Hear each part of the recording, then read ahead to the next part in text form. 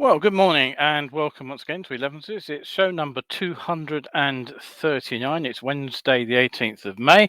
At the moment, it's a rather nice sunny morning, quite warm out there today here in London, but forecast is for thunderstorms. So if you are out on the bike, take the waterproofs with you later. Clive and Cheryl both looked in. Good morning to you both. Nice to see you. Got quite a lot to cover in today's show. We'll have a quick talk about an NHS motorcycle response unit, which accompanied a paramedic's funeral procession through London yesterday. The government has suggested that a new vehicle category is likely to cover e-scooters, which we all know have been recently legalized, or at least the legislation is in progress. The Italian government is subsidizing new eco motorcycles, but actually including ICE engines in that subsidy. More talk than a Bugatti. That's the claim for Finland's new e-bike, the Verge. Electric Motion has become the first electric motorcycle manufacturer to finish the Scottish 6-day trial. And according to the IAM, 8 million drivers are risking £1,000 fines for using horns incorrectly. We'll also ask if Honda are about to relaunch the iconic Hornet. And finally, we'll finish off with a second discussion about Suzuki MotoGP. And I'll have a look at the official US response to that story. So settle yourselves down for the next few minutes. And stay with me here on Elevenses. If you've got anything to say, of course, don't forget you can drop me a line whenever you like. I will try to get back to you during the show. If I can't do it during the show, I will respond later at the end of the show. Right, okay, Kevin's looked in as well. Morning, Kevin. So what have we got today? Well, let's start with a couple of housekeeping events. The June live webcast, the Science of Being Seen Finer Detail. Basically, Science of Being Seen looks at the Smidsey collision, just in case you didn't know already, and I investigate the human visual perception and most motorcycle conspicuity issues surrounding those crashes. And I'll explain why it is that conventional high-vis clothing and day riding lights haven't proven as successful as hoped at preventing these collisions. And this talk goes into depth, and I'll be looking at topics of motion, camouflage, lateral motion, and areas around those. So that's Wednesday, 1st of June 2022 at 8 p.m. in the evening. Tickets are £5. The link to grab a ticket is up on the main header for the show. Even if you've seen the full presentation, I do recommend that you actually look in on this one, because I am able to use the extra time to go into a lot more detail than I am normally able to do in the presentation. The second thing I wanted to mention is that due to road closures, I've had to cancel the planned ride out, which was heading out towards the Epping and out into northeast Essex area. Now, this is because basically there's a weekend of Ride London cycling events going on. I didn't know about these events, but Kevin Wood, who was actually booked on the ride, tipped me off at the end of last week. Now, I finally got an update myself on the road closures from Transport for London yesterday, and it seems, as far as I can work out, because it's not entirely clear, the closures will happen Friday 27th, Saturday 28th, and Sunday 29th of May across parts of Essex, East London, and Central London. Now, it's not entirely clear, as I say, which roads will be closed when, but it does look like they won't be fully reopened across the area till 8 p.m. on Sunday. So if you're planning your own ride out that way, I would either have a look at the link which I've just put up to find out where the roads will be closed, and either replan or reroute depending on where you're going. Now, I'm going to run this particular Essex ride now on the final Saturday in July, and the ride for the Saturday, May 28th, will now start from Beaconsfield and go out into the Thames Valley instead. I've got one set up for the end of June for the Thames Valley, so what I'll be doing is taking a different route. So if you're interested in those, do look along at my own website. If you do go to the Ride London website, by the way, it took an age to load on my computer, whether that's a sheer weight of people trying to find out where they can't drive and ride. I don't know, but anyway. Now, on with the first news story then. Well, yesterday, sadly, a convoy of riders from the motorcycle response unit at the London Ambulance Service formed part of a funeral procession for paramedic Mark Pell. No less than 29 of Mark's colleagues were on bikes. There was also a fast response car and an ambulance, all escorted by police as the cortege travelled 25 miles from Chipping Ongar to Ilford. They passed Whipps Cross Hospital on the way to allow NHS staff who knew Mark well to line the route, hold a minute's silence and bid him a heartfelt farewell. Mark died in April following a road traffic accident whilst on a training course in North Wales. He joined the service as a qualified ambulance person 28 years ago, and he spent most of his career at Whipps Cross and Buckhurst Hill ambulance stations, and most recently with the motorcycle response unit. There's actually a video of the funeral procession here. I'm just putting the link up on Facebook, and it's actually quite worthwhile watching. Right, on a slightly more cheerful note, you'll recall from a couple of weeks ago that I mentioned that the government would be legalising the use of private e-step scooters via an announcement in the Queen's speech. Well, obviously it doesn't happen overnight. And in order to cater for these machines within the existing framework of motor vehicle categories, it appears the government are actually considering creating an entirely new low-speed, zero-emission category. The aim of legalising the use of private e-scooters is to create rules for their use that promote safer riding behaviour and also to deter the purchase and use of illegal vehicles. And creating a new class, of course, would allow for more adaptable amendments than trying to wedge these vehicles into the existing classifications. So basically it would allow the regulations to keep pace with changes in design and usage. Now, the DFT will consult with the wider industry on what these regulations should look like, and Alfie Briley, who's the MCIA's head of policy and public affairs, Motorcycle Industry Association, this is a hugely positive development, but only the start. Clarity of product regulation must be designed in a way that provides clear direction to industry, providing confidence for existing suppliers to develop new products and attracting additional entrants to the sector. The changes to the law to legalise the use of private e-step scooters requires a bill to pass through Parliament, so it's not going to happen overnight, as I said, and there's no timeline yet, but the government does believe that it will be later this year. As I've mentioned before, the UK motorcycle industry is clearly very keen to stake ownership of e-step scooters, on the grounds that since they're powered vehicles, they're more akin to motorcycles and bicycles.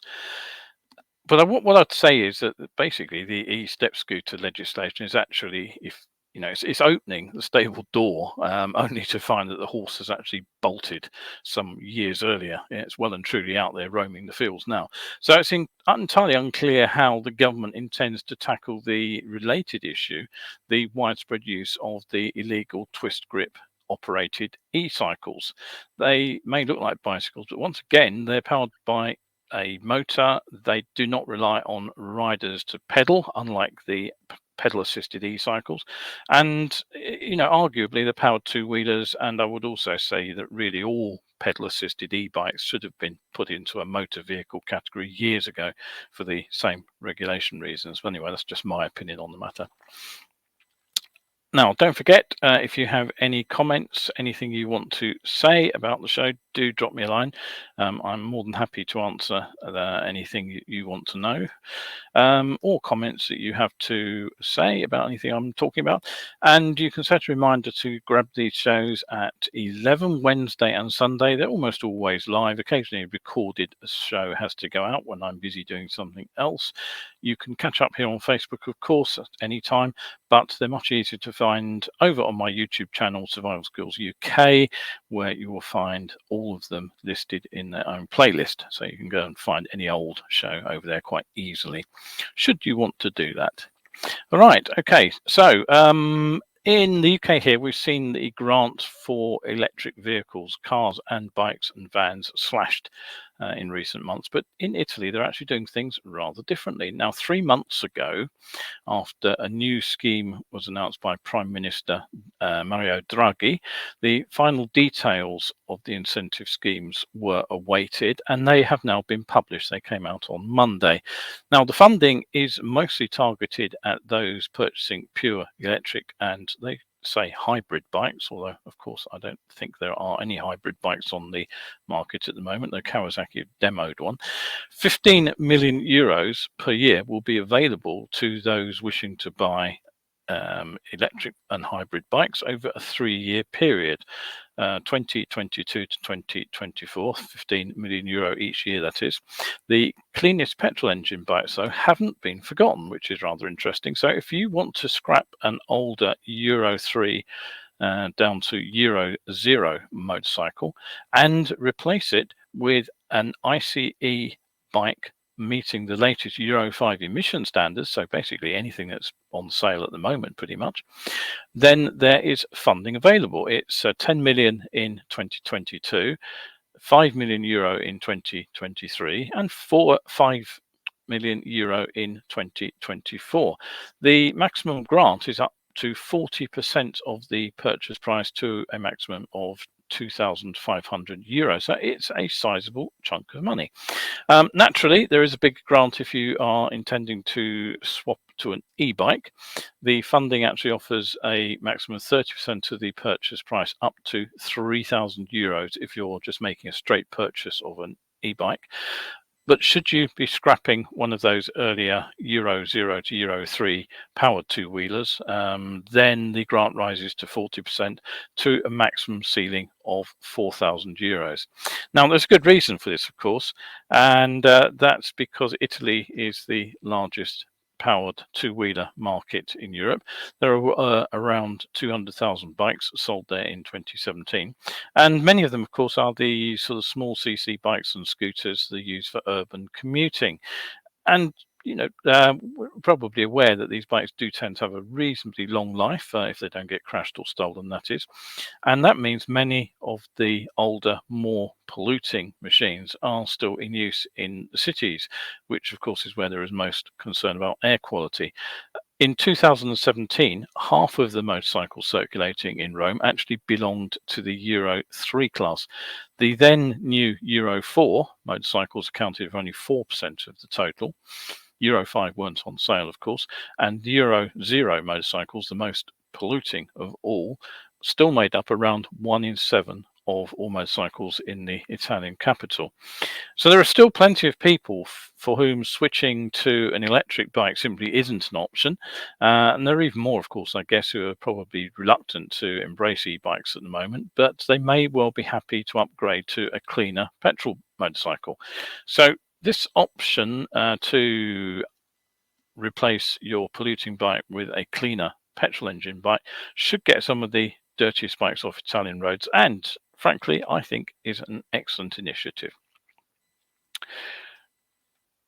Now, one of the benefits of switching to electric power is the ability to rethink the way motorcycles are designed. Yes, there are still constraints. Essentially, you're designing a single track two-wheeler with the wheels in line with each other.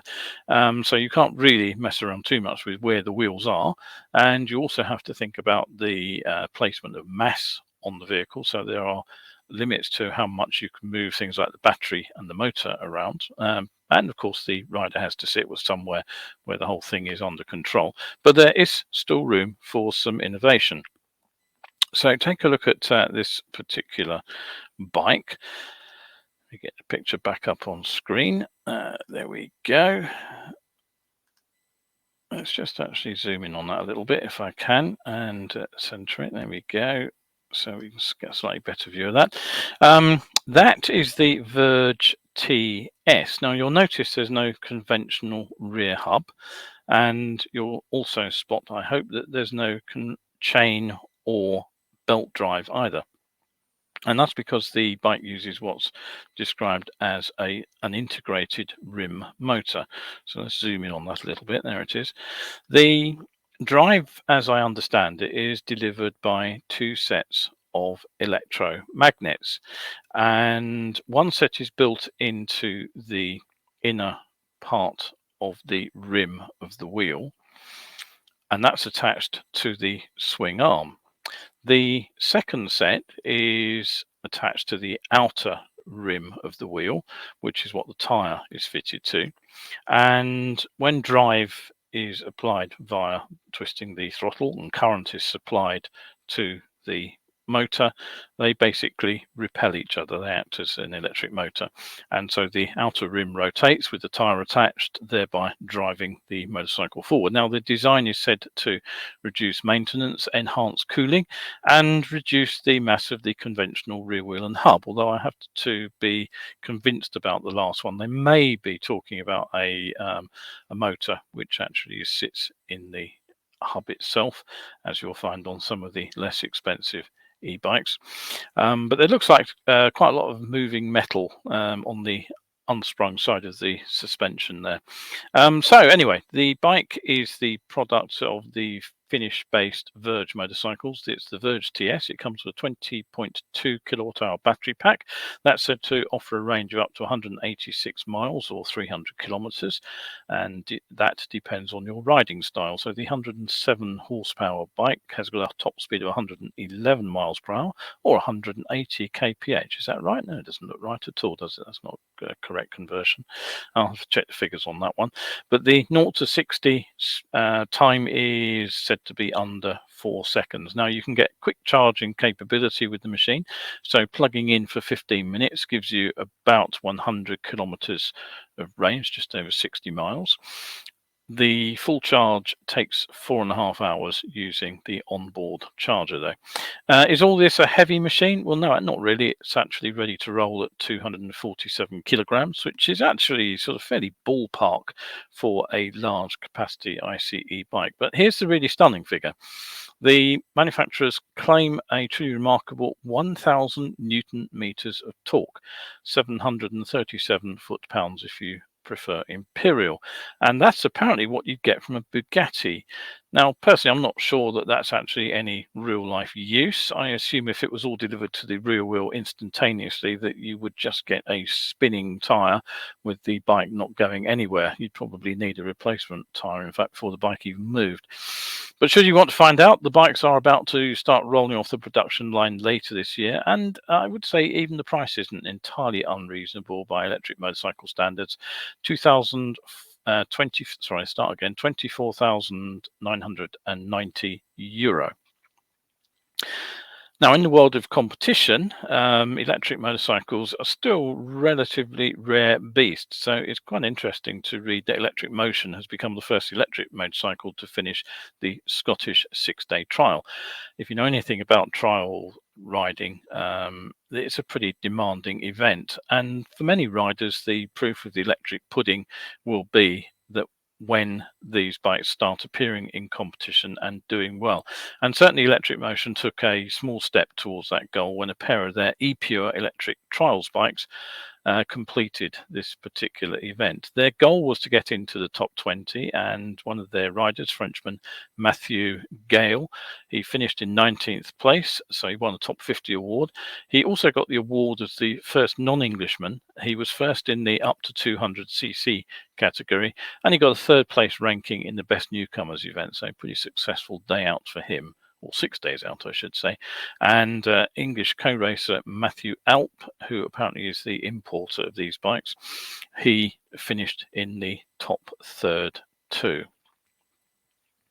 Now, some weeks ago, I did actually comment on the sort of clickbait headlines that you find in some of the popular press. I was slightly disappointed, I have to say, to find that the IAM seemed to have joined them with this post that appeared on Facebook. And basically, alongside the graphic, what does the highway code say about honking your horn? The clickbait headline delivered me to a page which told me that drivers risk £1,000 fine for this little-known highway code rule. And then the article goes on to say something like drivers who don't use that, that there's nothing of the sort actually in the highway code that says you could be fined £1,000.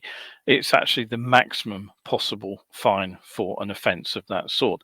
They also claimed that 8 million motorcyclists are at risk of this fine, which I suspect is pure speculation. I mean, they will have taken a small sample and studied that and extrapolated it to get that figure. I think it's a really depressing way of actually grabbing people's attention. It's right up there with another article I saw just the other day, which said that drivers who don't use their heater could be fined £1,000. And of course, the highway code doesn't say that at all. What it says is the windscreen must be clear. But of course, the clickbait does its job, and by the time you realise that you've been tricked, you're delivered to the page that they want you to see. And in this case, of course, it takes you straight off to the IAM's own website. Now, I don't know, perhaps I should actually be using this technique to sell my own courses rather than trying to be honest about what they offer. Anyhow, moving on rapidly from that slightly contentious item, I mentioned that Honda appear to be bringing back a couple of bikes, the CL and the NX bike tags, which they have used historically, are about to be resurrected. The CL tag was historically used for sort of street scrambler style models. The NX tag was affixed to a range of off-road capable machines. And today the rumour mill will turn towards the relaunch of the iconic Hornet name. Now, it's almost a quarter of a century since Honda took the CBR 600, very popular bike in its own right, stripped out the engine, retuned it for a bit more mid-range, put it in a basic but competent steel frame, attached basic suspension at either end, and ended up selling the result at a bargain price. And it was an instant sales success.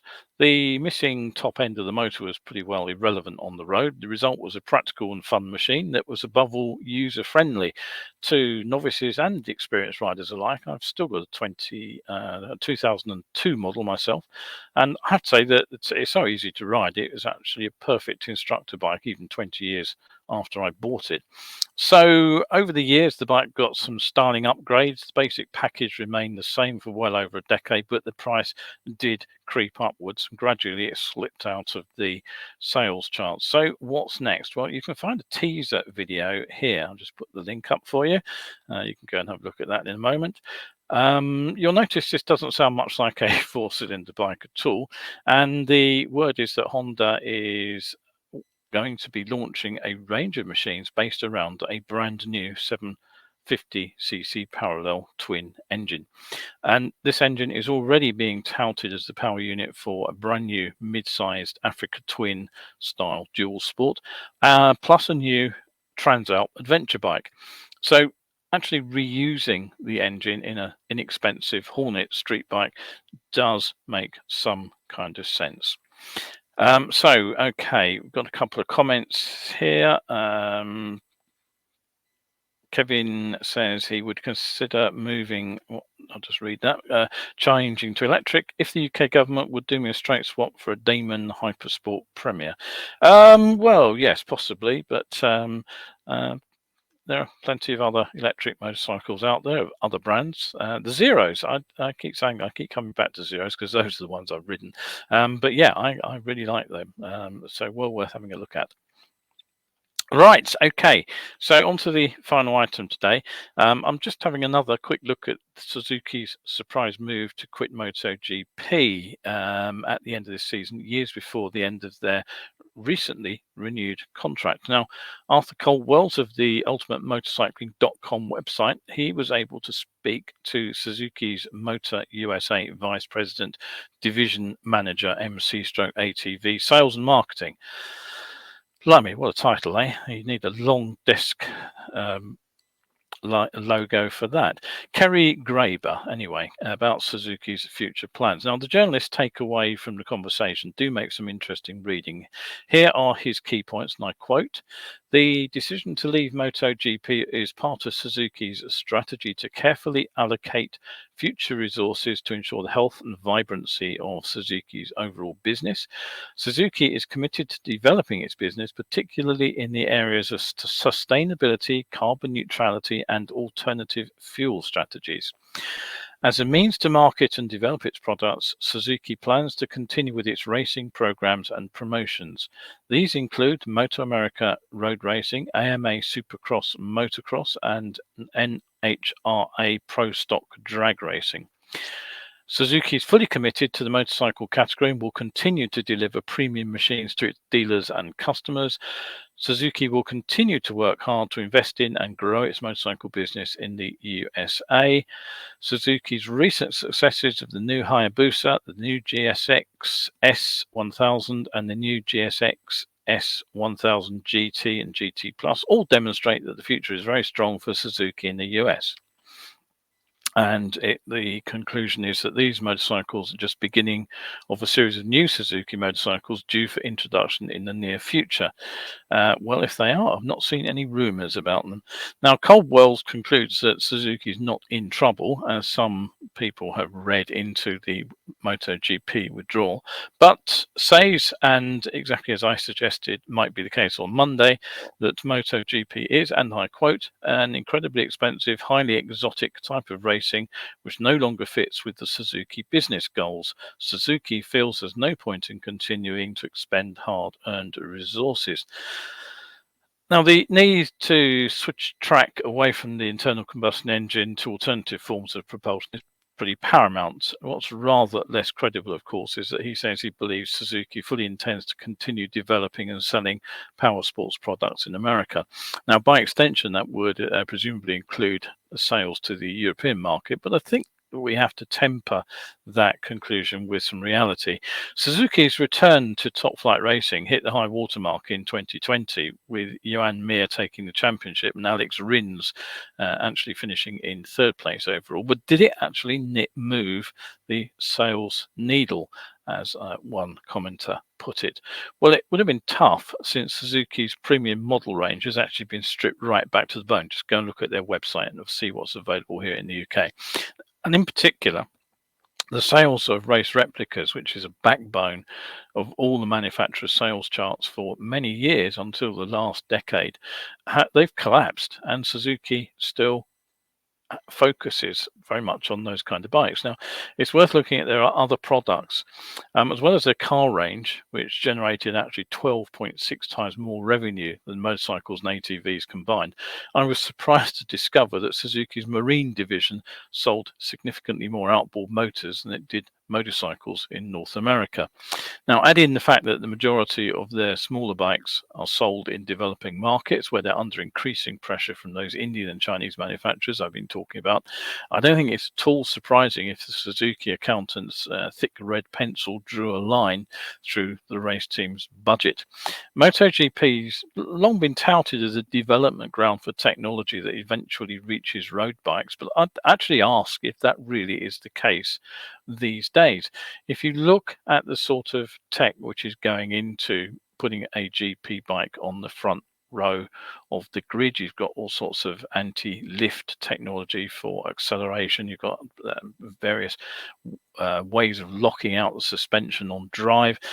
You've got all the aerodynamic packages, of course, which are creating huge downforce for cornering. But is that the sort of technology that's going to make it into a road bike? I very much doubt it. There are the auto gearboxes as well, which again have made big steps forward in terms of lap times. But again, is that what we're going to see on a road bike? It's probably too expensive and too high tech and too complex. It may turn up on a sort of top of the range flagship model, but for the the average sort of 500 or 600cc bike, I honestly don't think that riders want it or could afford it, quite frankly. In any case, like most of the manufacturers, Suzuki is highly unlikely to be continuing any real development of ICE engined bikes, because the demise of the ICE is imminent. So what's the point? And having already pruned their model range fairly dramatically, one thing they haven't got the ability to do, which is perhaps where Yamaha and Honda are particularly aware and alert, is to repackage the bikes that they already have available. Now, Suzuki have managed to do this with the 1000cc four-cylinder engine. The word is that the GSX S 1100 GT is actually a very competent tourer indeed, but it's still something of a niche bike. And you may recall, I mentioned some time ago that there was a GSX 950 introduced. 950 was the power output, and the whole rationale for this bike is that it could legally be restricted down to be ridden on an A2 license. But frankly, who would want to pay for a 1000cc bike that produced the power output of a 500 twin? I really don't know the answer. I think I've seen one on the road.